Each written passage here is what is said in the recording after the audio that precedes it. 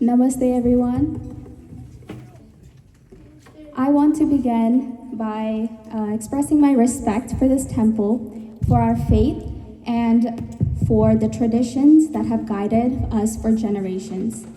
I speak today not to challenge belief, but to reflect on how tradition, science, and lived experiences, and sometimes conflict in the world we live in now. I was 9 years old when I first got my period. I was an immigrant and new to this country. My mother was busy surviving, working, and caring for the family. She never had the chance to give me the talk. She thought I was still too young. So when it happened, I didn't understand my body. I didn't understand what menstruation was. I only understood that overnight, my entire life had changed. I was told not to touch my grandmother, I was told I couldn't enter the prayer room, and I was told not to touch the fridge. I was lucky I grew up in a liberal household where my parents were more lenient with these restrictions.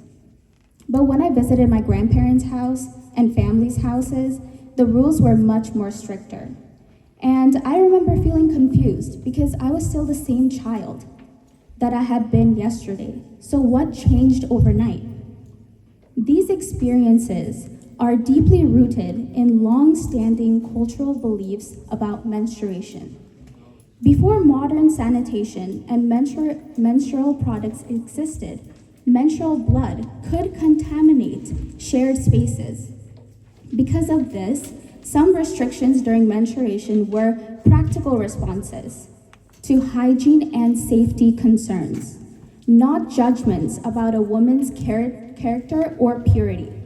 Over time, however, these practices were passed down through generations, much like a game we know today called telephone, where person A shares a message to person B and then to person C, and by the time it reaches the last person, 9 times out of 10, the phrase that they say is not what person A said. In the same way, the original purpose of these practices may have been misunderstood or altered over time.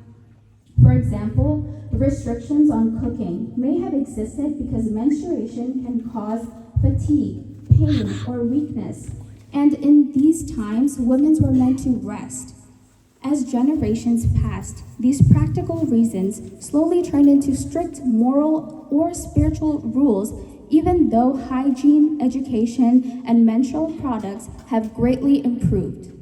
Recognizing this difference is important because practices may have started with care, and we should not continue in these ways that can cause shame or harm today. In fact, science is very clear about what menstruation is. It's a normal biological process that occurs when pregnancy does not happen. It is regulated by hormones and is a sign that reproductive system is functioning as it should. It is not a disease, it is not an illness, and it does not create impurity physically or spiritually. Research shows that girls today are starting their periods earlier than past generations in the US. More girls are beginning before the age of 10, and some young girls start at 8 or 9. This is seen most often among low-income families, immigrant households, and racial minority communities. Several factors contribute to this shift, including higher stress, limited access to proper nutrition, environmental exposures, and economic hardship. As a result, children's bodies are developing and already they're in vulnerable communities. Conflict begins here. Since today, small girls are menstruating, and yet the same restrictions are applied without explanation, without education, or emotional support. Although times are moving forward, especially in the US and many parts of Nepal, women are still treated as impure beings during their menstrual cycles. There is a practice known as chopadi, practiced in many rural places in Nepal. It is when menstruating women and girls are forced to leave their homes and stay outside, mainly in cow sheds, or whatever they had at the time during their period. There's lack of warmth, sanitation, and safety. They're more likely to have risk of infection, animal attacks, malnutrition, and sexual violence. All of these issues could mean death. It causes an ample amount of psychological distress in these women, especially young girls. And worst part of all, they are scared to bring these topics up because it's such a taboo topic that you're not supposed to speak about. I believe that God created us all and God made no mistake.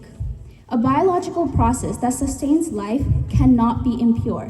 A child who menstruates early is not at fault. A woman is not impure because she did not conceive a child, especially when she herself is a child or simply not ready. This is why this topic must be talked about more openly. Silence does not protect girls, education does. I recognize how fortunate I am that I grew up with parents who were relatively liberal, who allowed room for understanding and compassion. Not everyone in my generation has had that privilege. Many young girls still experience strict isolation, dietary restrictions, and emotional distance the moment they begin menstruating. I myself knew a girl who could not look at her father for 21 days because she started her period in the US. I remember feeling scared because what if I had to do the same? Luckily, it was not the case for me. Out of respect for cultures and elders, there are times that we accept these rules. Respect does matter. Tradition matters, but the respect should never require suffering. These practices should not be passed down unquestioned. I believe that they should slowly fade away with our generation, guided by scientific evidence, education, and empathy. Because women are not impure, children are not impure, and menstruation is not a crime, but just a natural part of being human. Thank you. धन्यवाद।